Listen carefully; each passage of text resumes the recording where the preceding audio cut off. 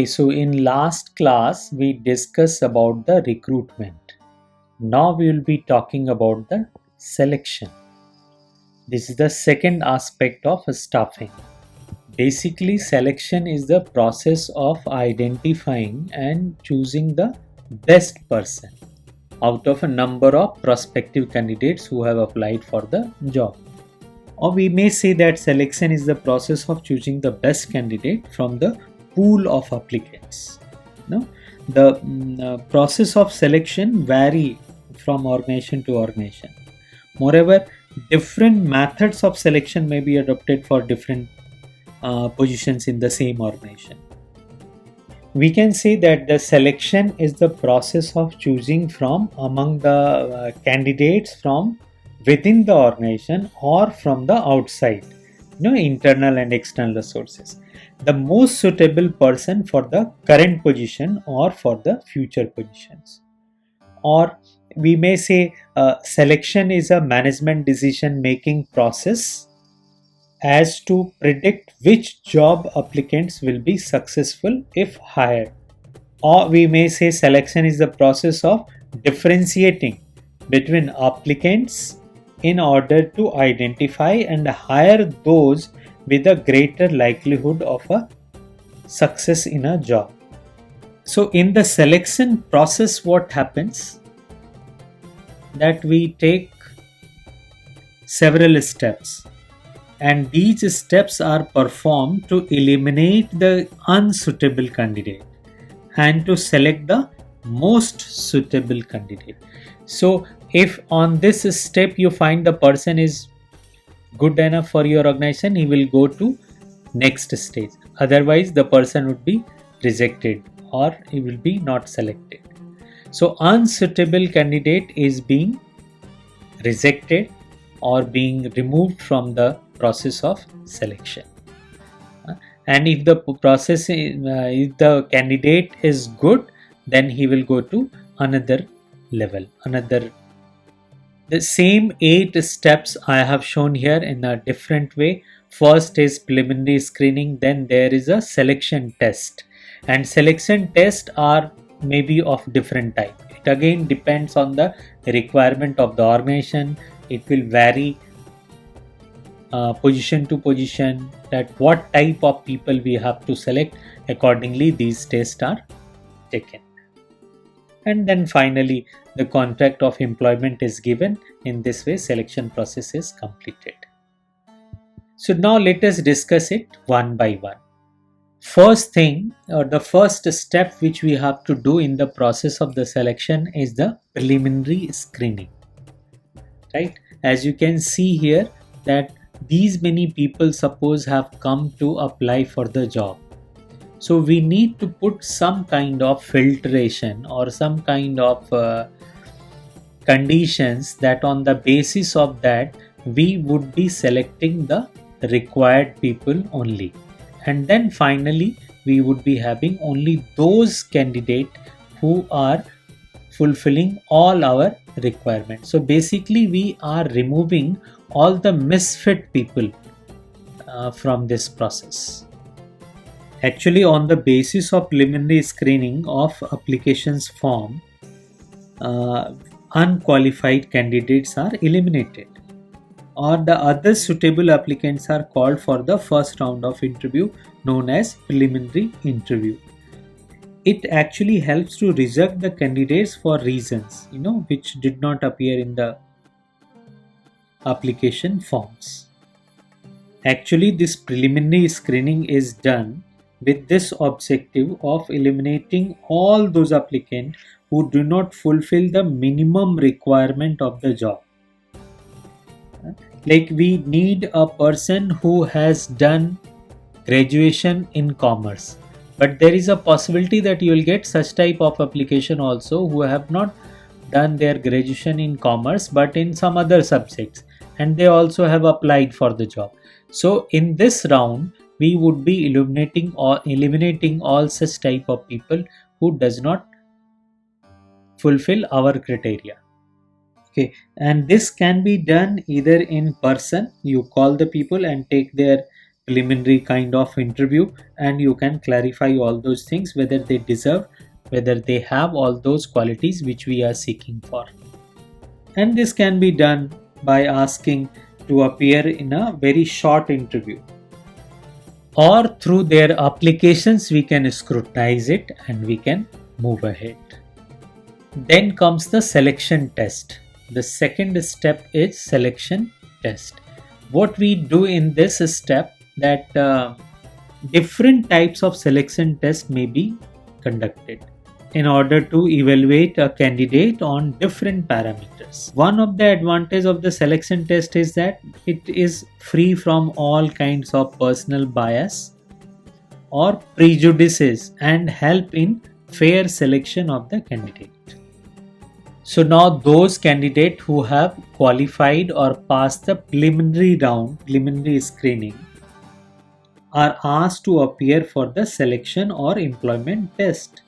So these tests is a you can say a mechanism, a system, either a paper pencil method or an exercise, or nowadays online, whatever it is, but which aims is to measure certain characteristics of those individuals. So it gives information about their aptitude, interest, intelligence, personality, etc. So which cannot be known by the applications form. So now we need to go with the certain types of test. Now let us understand that what are the common tests which are normally taken in employment or in the selection procedure.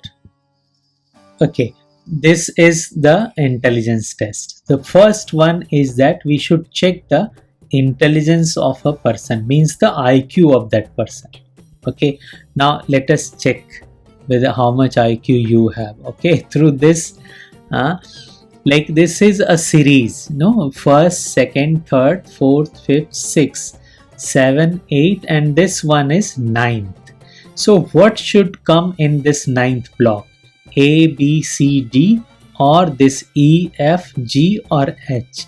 So out of these 8, which one should be put here? Right? This is your test. Now you have to tell me in the comment box that which one should be the correct one. Okay, and then I will see that how intelligent you are. So these are this is one question only. I am just joking that this one question only cannot determine your intelligence. But obviously these type of questions are normally asked in case when we want to check the IQ of someone or intelligence of some person. Basically, this is one of the very important psychological tests which actually measures the level of intelligence, or you can say intelligence quotient, which we call in short IQ of the candidate. So it will indicate a person's learning ability, or you can say the ability to make decisions, or the ability to make judgments, right? So if we want to a person, such type of person who have to take quick decision, then we need to have a very good person who's having a good IQ. Like usually pilots, fighter pilots especially, no, they are having very good IQ because they have to make very quick decision. Then the second one is aptitude test. Okay. Once again, this is also a question. You have to answer this question number, like for intelligence test, this is the answer. For aptitude test, now let us check what is your aptitude. Out of this, means this is 1, 2, 3, and now which one should come here? Okay, or you can say if this is there and then this is hit. So after seeing this picture, what should come here? A, B, C, or D. Okay, this will determine that your aptitude, means how what is your learning skills, learning the new skills, right? How good you are in learning new things. So the aptitude test is basically conducted to determine the potential of an individual in learning new skills. This test actually indicates the capacity of that candidate to develop right? Or it also helps to know that how well he will perform in future. So the person's future success score is being indicated by this aptitude test. Making sense? Like you must be observing nowadays. Now, most of the teacher are having very good aptitude because they are very quick learner, right? In this situation, how quickly they have learned to teach you online. No, so they have good aptitude, and then you will find there are some people who are not ready to learn. They have left let like okay, leave it. When the situation would be normal, then we'll start teaching. The third one is the personality test. This kind of test are conducted to measure the personal characteristics, such as values, belief, attitudes, the person's emotional stability. Like if something has happened, then how quickly he can come back. Then the capacity to get along, the maturity level of that person. So all these are determined by personality test. It actually aims to explore qualities of the personality as a whole, and these tests are obviously difficult to design and implement. Okay, so like can you see here in this is a type of personality test, and here a statement are given, and then it is written here inaccurate, neutral, and accurate. So this is statement, how do you feel about this statement?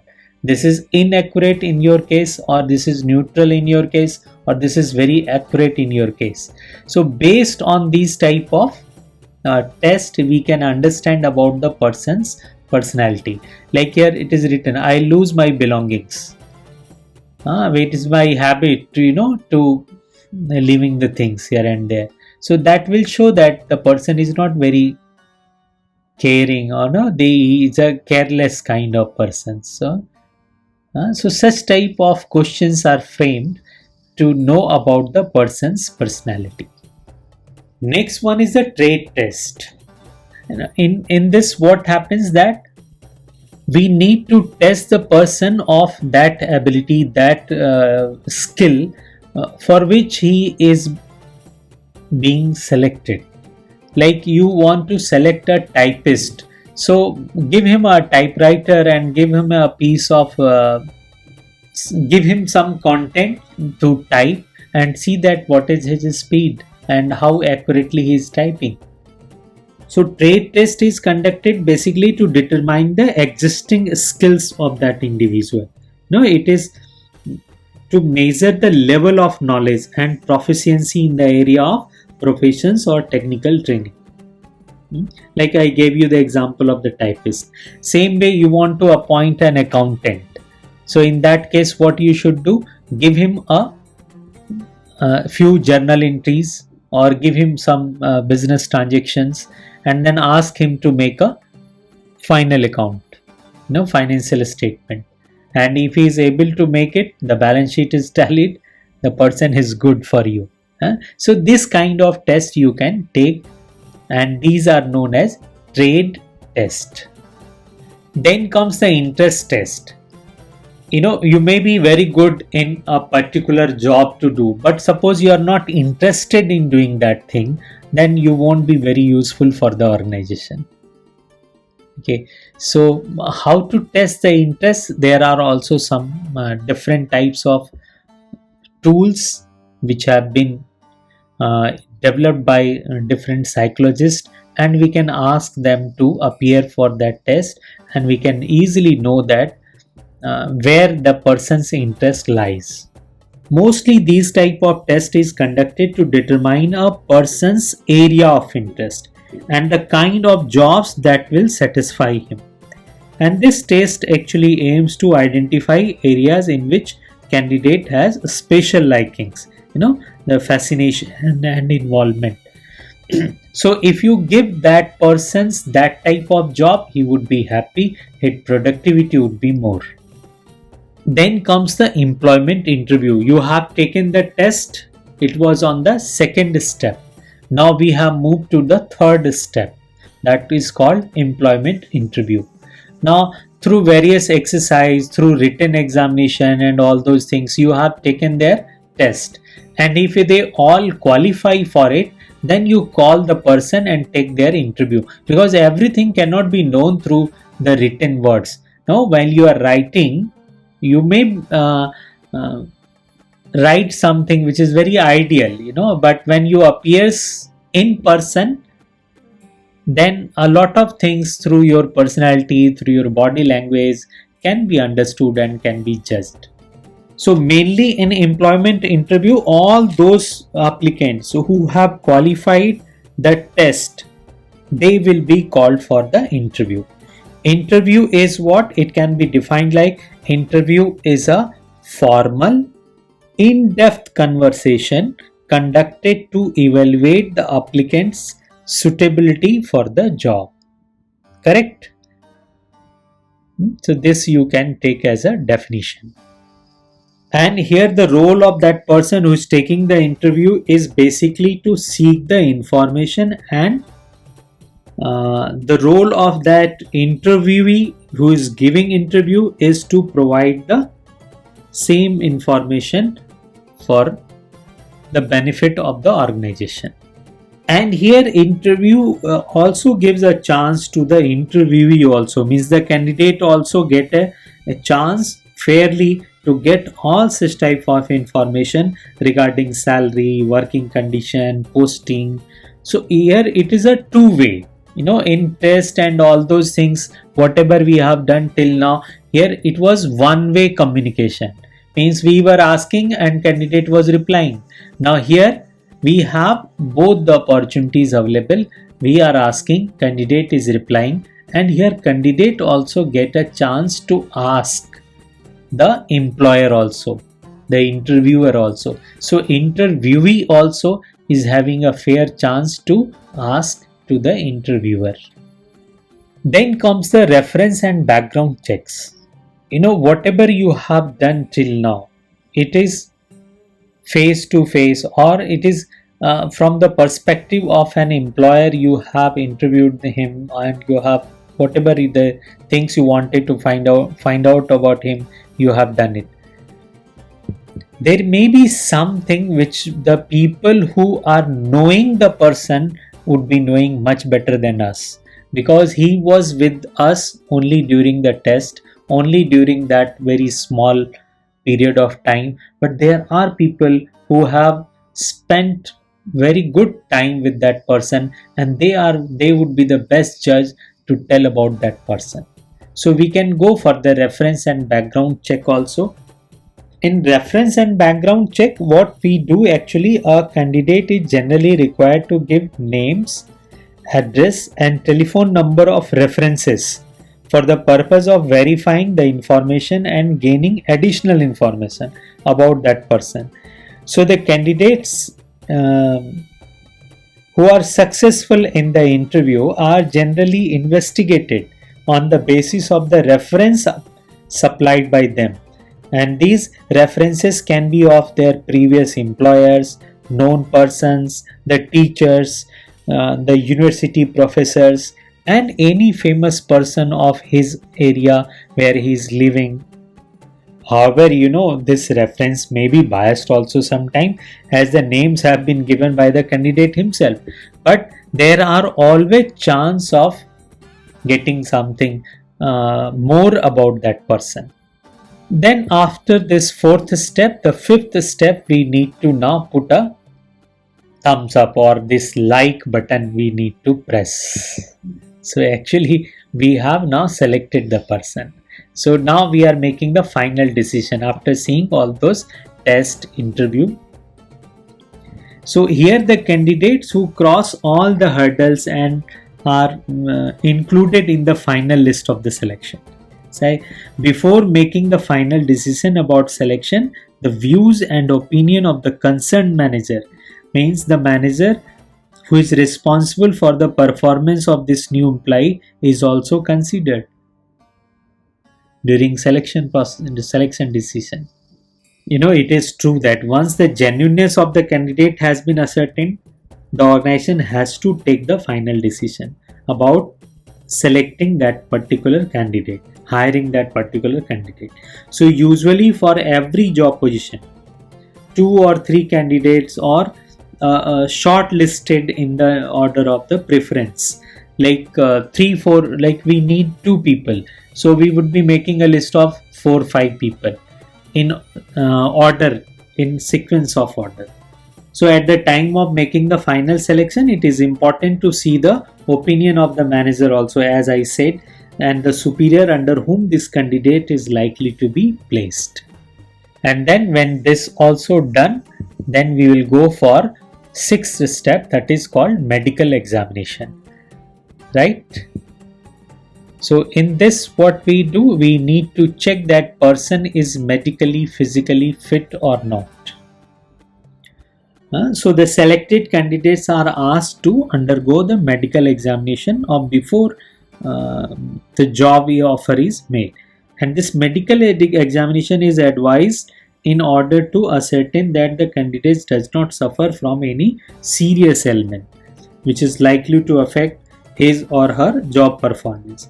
So in large scale organization, the cost of the medical examination usually done by the organization itself. But sometimes this also can be done that you need to bring the certificate from the doctor that you are physically mentally fit. However, most of the small scale organizations prefer that the candidate get the medical examination test done at their own expense, and they just have to bring the certificate. But this takes place. And then after medical examination, if you find the person is right, suitable, he is fit, then the job is offered to him. So in this stage, what we do, the person will be presented a job offer from the organization, and the job of actually this job offers contains a proposal in terms of job position, total emoluments to be given, date of joining, and other related important information about the job. So the selected candidates on receiving a job offer may negotiate on certain issues with the organization in order to serve his interest in the best possible manner. So in case a candidate is not happy, not satisfied with the job offer, he or she has this right to decline for it. So he has the option to decline for the job. So in such a situation, organization send a job offer to the next preferred candidate on the list. And then comes the contract of employment. So at this level, what we do, if the selected candidate accept the job offer, he or she is issued a letter of appointment. A letter of appointment is basically the formal document that contains important details about the job, like job title, duties, what would be the responsibilities of that person, then date of joining, the pay and allowances in detail, then terms and conditions. So usually the candidates are issued a letter of appointment within a day or two of the joining the organization, and the person has to read that agreement, that contract carefully, and he need to put the signature on that. And then one copy would be kept by the employee, one copy would be kept with the employer also. It is necessary to have a written contract of employment, and this is made between the employer and the candidate or the employee. The candidate is also required to provide certain vital details in a form, duly authenticated and attested by him. Such attestation form is kept by the company as a valid record for future reference. And this contract of employment may have all sorts of necessary information, as I said, including hours of work, leave rules, any disciplinary rules also, that if you do this then this can be done. All such type of things are mentioned here. So after studying all these 8 steps, now let us have our own story and understand once again all the 8 steps so that you don't forget it. Okay, suppose Mr. Vishnu is the human resource manager of an organization and he has to recruit few candidates for the post of salesman. So, in the process of the recruitment, which has been carried by Mr. Vishnu, suppose he got 50 applications on hand for the post of salesman. Since he had mentioned the age and qualification requirement in the job advertisement, so he decided to filter those 50 job applicants on that basis. When he opened all these applications and was going through preliminary screening, he rejects 35 applications where in either the age of the candidate is more than what he has specified, or the qualification is less than what he was asking for. So 35 rejected out of 50. Now how many are left with him? 15 job applications. So the second step now we will start. In the next step, all the 15 applicants are asked to undergo a selection test in order to assess their individual ability. So on the basis of these tests, out of 15, 8 candidates were eliminated. Now how many are left? Correct, 7 are left. So now these 7 candidates, remaining 7 candidates, these 7 candidates were called for an interview, and after the interview only 6 of them were shortlisted. One person was not suitable. He found that the person's personality was not okay or whatsoever, there were several reasons, so he rejected one. Now how many are there? 6. So at the same time he decided to cross check the data through the reference provided by them in the application form. So the next step is checking their reference and background checks. And at this stage they found that there is no any major discrepancies in the reference and background check. So out of those 6, one candidate's reference and background checks was not found so promptly, means the response didn't come to us. So out of these 6, 5 were found okay. So he decides to hire those 5 salesmen whose scores are the best. So now the selection decision is made. Moreover, he asked these candidates to get a routine medical checkup done and furnish the reports to him. So medical examination also done. Now we got their certificate from the medical officer and we found that the people are okay. So now these people later on, means they were issued an offer letter to all those 5 salesmen containing the proposal of appointment. And out of these 5 candidates, one of the candidate, Mr. Yash, he does not want to join the firm as his expectation about the salary are higher. So another candidate was there in the list, shortlisted list. So Mr. Vishnu issues an offer letter to the 6th candidate who was kept in reserve. Correct?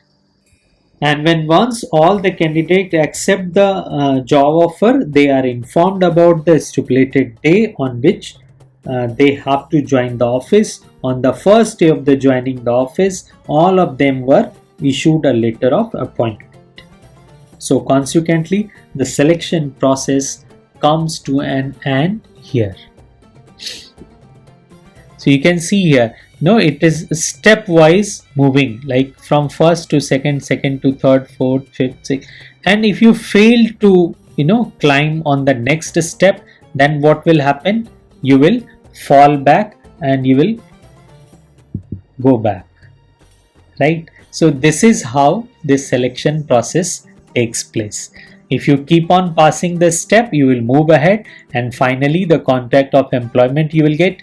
Or at any stage, if you are unable to qualify, you are rejected, you are removed from the process, and you will go back. The person would be not selected, or the person would be rejected, right? That is why selection process is called negative, because we are removing, we are rejecting the people in it. So this is all about the second aspect of staffing, that is selection.